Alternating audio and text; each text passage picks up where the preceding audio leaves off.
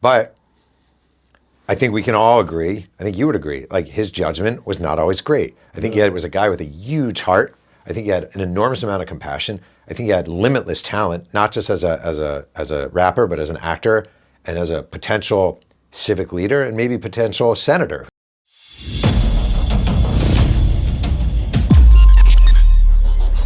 Of course. But even Mike Tyson told Tupac stay away from Haitian Jack. Sure did. Yeah, he did. Like, everyone told him. Everyone told him to stay away. So it's like, why even? I honestly think hard-headed motherfucker. You know? I just think Tupac, like, hard-headed. Yeah, hard-headed and like. He was a flawed human being, man. I could relate. You know. I think we are. Yeah, we're super flawed. I don't disagree with that. He was definitely. He had some amazing attributes to him. He also had some really bad non-attributes to him. Yeah, and there's fans that kind of like. There's these weirdo fans that just think that he walked on water. But actually, you know, he's a regular human being, just put his pants on like a normal person. You know what's funny? I wrote a book about the Shaq Kobe Lakers. There are a lot of parallels between Kobe Bryant and Tupac Shakur. How so? Out in Southern California, where I live, people think Kobe Bryant walked on water. And, you know, after, I know it's really true. Yeah. And after, people just fall in love with celebrity. Yeah. And they forget that these people go to the bathroom too. Yeah. You know what I mean? We all go to the bathroom. Tupac went to the bathroom, so did Kobe Bryant. And there were fans who would show up at court when Kobe Bryant was on trial for his rape case.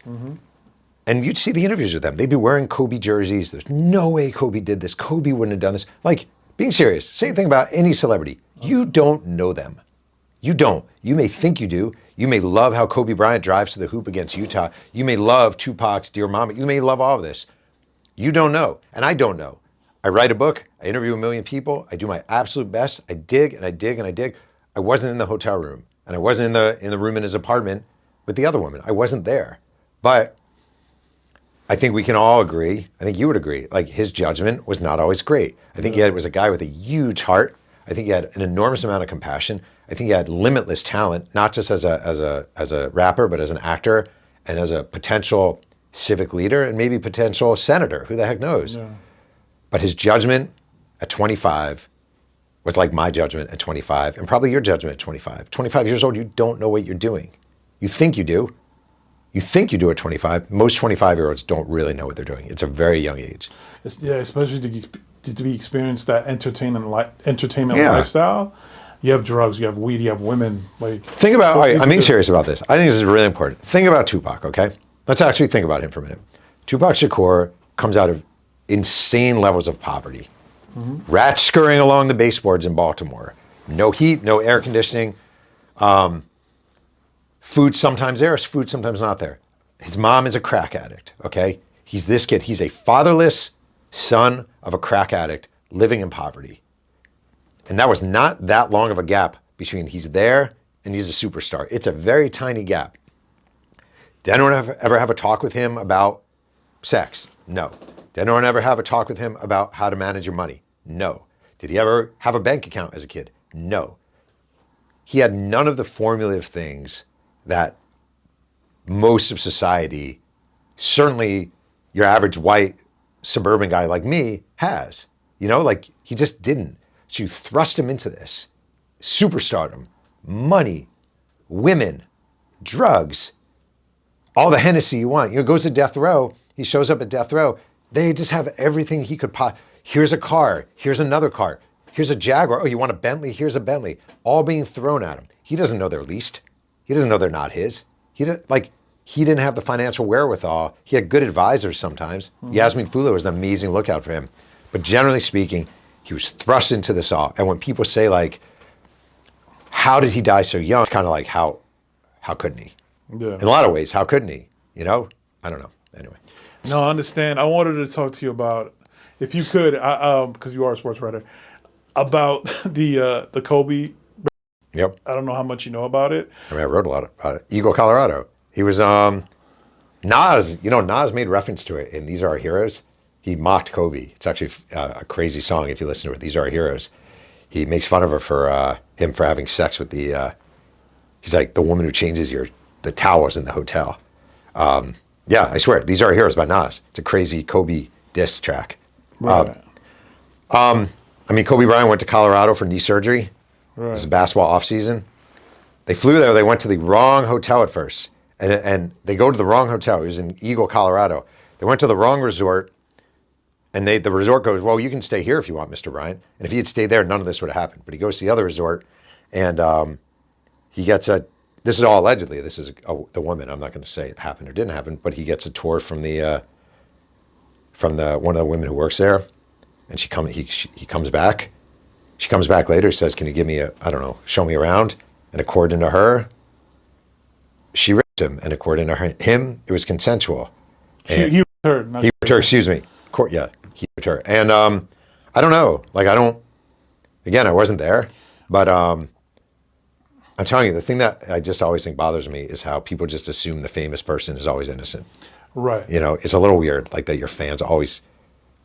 I grew up a huge Hall & Oates fan. Daryl Hall and John Oates, one of my favorite groups of all time. When I was a kid, I was all about Hall & Oates. If Daryl Hall was accused of something, I wouldn't just think he's innocent because I'm a fan of Rich Girl. It doesn't even make sense. You know, it's just kind of weird. You know? I can relate because I grew up like a very big Michael Jackson fan. Yeah. You know, and I don't know. Michael Jackson fans are the biggest.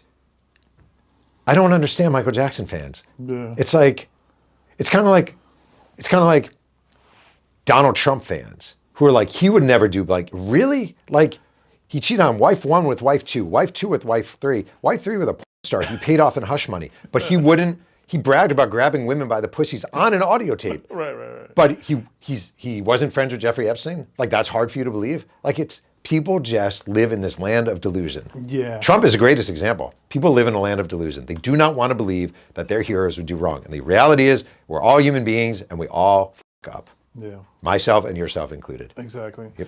I remember it was I think it was a Nori podcast. Yeah, it's a podcast, Drink Champs.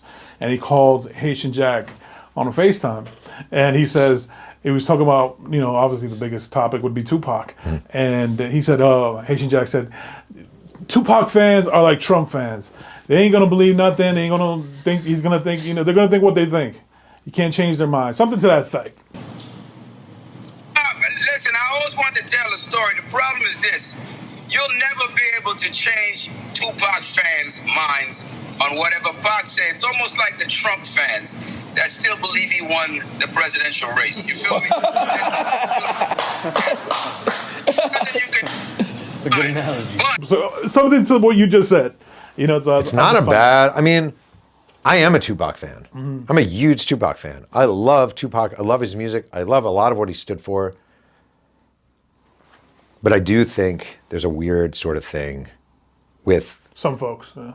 But it's just with celebrity. I'm telling you. I wrote a book about a former Chicago Bear named Walter Payton. Walter Payton is an iconic figure in Chicago. You cannot tell the people in Chicago that Walter Payton cheated on his wife or whatever. You can't tell them. Kobe Bryant.